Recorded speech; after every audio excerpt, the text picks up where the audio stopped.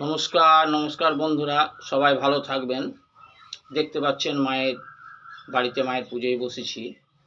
তো একটা কথা আপনাদের বলি, আমাদের এই বাংলায় আমি তো বিভিন্ন জায়গায় পুজো করতে যাই এবং বিভিন্ন নার্সারির সঙ্গে ঘুরেছি।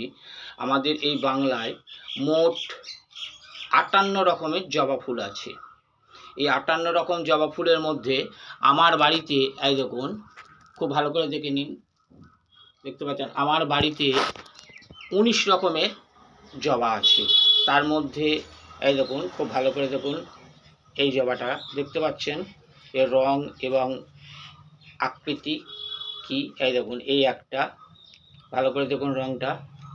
আচ্ছা, এই একটা দেখুন, এর রং এবং আকৃতি দেখুন, দুটো দু রকম দেখুন, খুব ভালো করে সাইজ দেখুন এবং রং, এই একটা, এই একটা, এই দুটো। আচ্ছা, এই একটা, এটাকে বলে লক্ষ্মী জবা। এই একটা, এই দেখুন, এই একটা ঝুমকো জবা,